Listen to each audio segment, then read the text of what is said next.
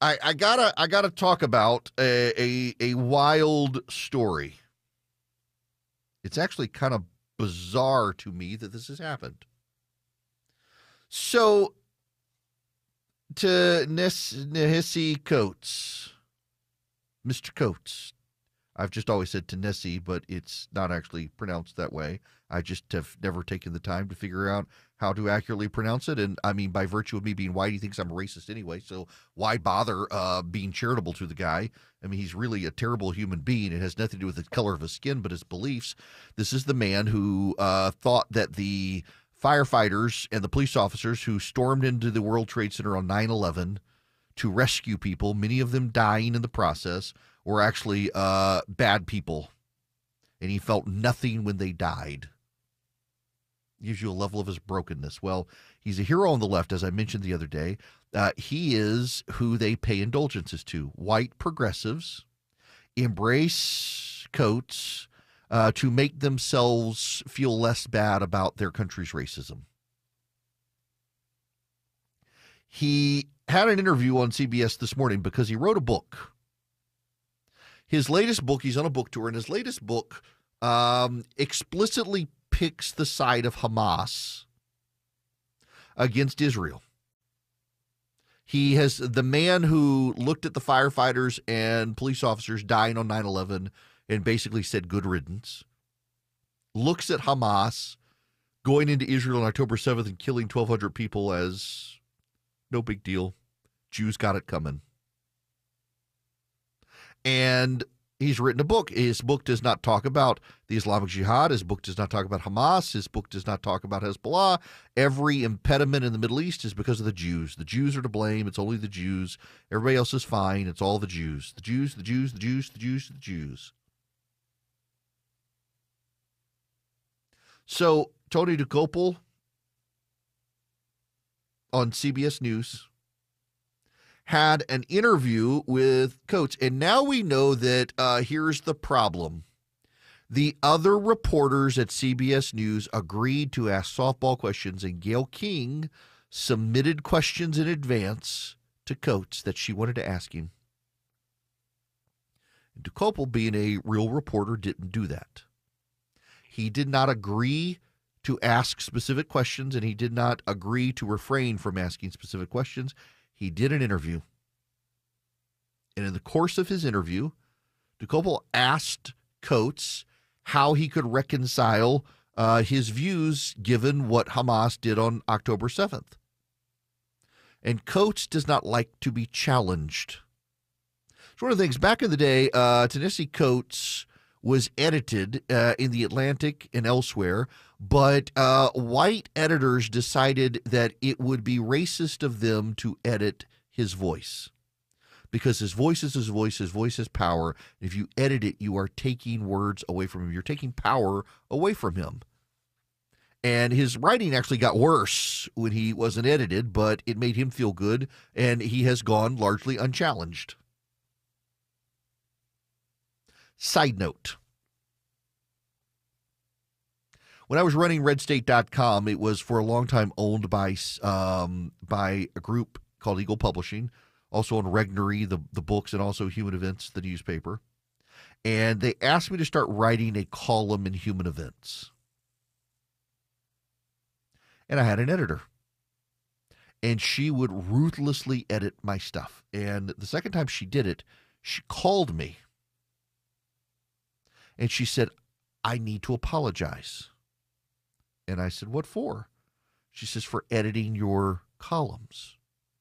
I said, why are you apologizing for that? She says, well, the president of the company told me I was not allowed to edit your column. It needed to go as you wrote it, clean it up, and publish it. I said, no. She said, no, he said you didn't want to be edited. I said, I crave an editor. I am not the best. Like, I'm a good writer. But anybody who writes knows an editor makes your work even better. I wrote a piece one time for the Weekly Standard back when it was around, and that editor, Adam Rubenstein, who edited my piece, he went on to work for the New York Times until he quit over the anti-Semitism and stuff, really pushed out the door and documented it. He made my writing so much better than it was. so sharper, and he pushed me to refine things. I liked the challenge of it. It's very easy for me to just bang away my keyboard and hit send. So what I do, you see the typos. I try to proofread. I use Grammarly, although now that Apple's got Apple Intelligence, I might switch to that and not have to pay for Grammarly, which sometimes makes stupid suggestions. It made stupid suggestions to me today in what I wrote.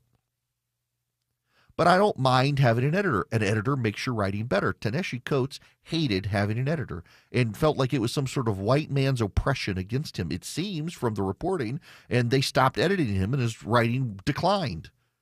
And then he leaves to go to these Marvel comics for Black Panther, and they're a bunch of racialized stuff that nobody wanted. They didn't do well. But boy, Marvel, they patted themselves on the back for publishing his stuff. And then he disappeared for a little while.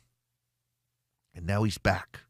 And the man who looked at the firefighters and police officers on 9/11 as the bad guys looks at the Jews as the bad guys. Surprise, surprise, surprise. Well, oddly enough, Tony Dokoupil at CBS News calls him on it. And you know what happens? There's a complete meltdown. A complete meltdown. During an editorial meeting on Monday, CBS News executives said Dokoupil had violated the network's editorial standards during the interview, where the host compared the book to extremist writings and challenged Coates for excluding the Israeli perspective in his book. I have to say, when I read the book, I imagine if you took your name out of it, took away the awards, the acclaim, took the cover off the book, publishing house goes away, the content of that section would not be out of place in the backpack of an extremist. And by the way, he's not wrong. The entire book was lionizing the fight against the Jews. So what happens, there's this huge internal meltdown. Dokoupil stood by his questioning in the meeting. But the CBS News president and the head editor of CBS News forced him to go to a diversity meeting, and essentially it was a struggle session.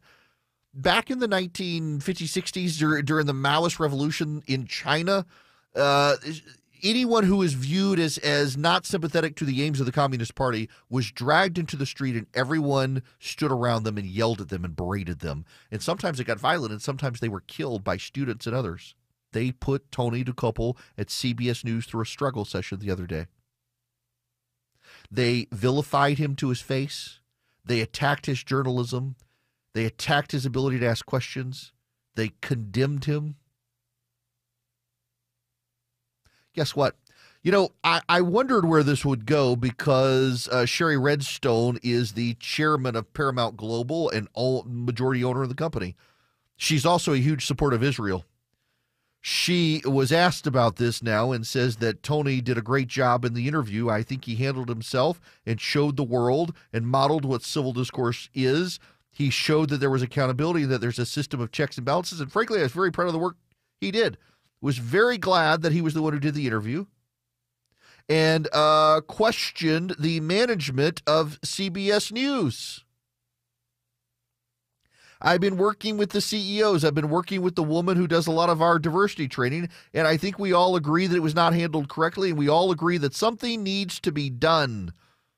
People need to understand the core issues and what we're talking about. We need to have better education about how to challenge people in a civil way, which I think Tony did.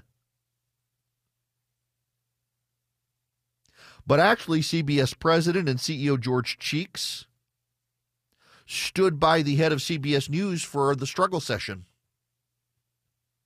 Said they handled it the right way. That there will be no penalty to Gayle King for suggesting questions in advance, even though that's not journalism. And now it turns out CBS News is advising its employees to not say that Jerusalem is in Israel. By the way, Jerusalem is in Israel. They just don't want you to say it on the news. This is CBS News. Now, I mean, this goes back to CBS News was the home of Dan Rather, who lied about George W. Bush, to this day refuses to acknowledge or hold himself accountable for what he did. And now they're refusing to say that that Jerusalem is part of Israel. They're forcing a Jewish reporter into a struggle session for daring to ask challenging questions to a Hamasnik. CBS News has been captured by the terrorist sympathizers. CBS News has been captured by the terrorist sympathizers. And if you watch CBS News, you need to know this is the same network that did the debate for the vice presidents where they said they weren't going to fact check, and then they tried to fact check JD Vance, and when he pointed out they were wrong, they cut his microphone. It's them, the same people. This is what they're doing. Y'all, it's harder and harder for people on the right to get a fair hearing in the press. And what's remarkable is it's harder and harder for a Jewish reporter in the mainstream media to actually be able to do their job. The Hamasniks are taking over. The people who hate the Jews, the anti-Semites, are taking over. And what is so odd is, at CBS News, it's Sherry Redstone, who's Jewish, who is very pro-Israel, in charge of the company. But the young people who come into the news these days, they don't want to be journalists. They want to be activists. And many of them are deeply anti-Semitic. The Hamasniks are taking over CBS News. They've taken over MSNBC these days. At MSNBC, it is all about solidarity with Hamas. At the Washington Post is practically written by the Hamas these days. In fact, I tweeted the other day when Hassan Nasrallah died, I tweeted out my thoughts and prayers for the Washington Post for the death of its supreme editor. That's how bad the Washington Post is these days. And everybody in D.C. that I know was sending me little notes, including reporters at the Washington Post, say, you have no idea how bad it is here. The Hamasniks are trying to capture the press and turn the PR wins into attacks on Israel. And I hope Sherry Redstone cracks the whip on this and stamps it out. Because when you are forcing a reporter who dared to ask a challenging question to an interview subject, you're forcing him to go to a struggle session for the audacity of asking a question. You're doing something that it's not called journalism. You're doing propaganda. The Hamasniks have taken over CBS News. So for those of you who listen to CBS News, you need to understand that unless something changes right now, they've told their reporters, stop referring to Jerusalem as part of Israel. That's not just wrong, it's bad.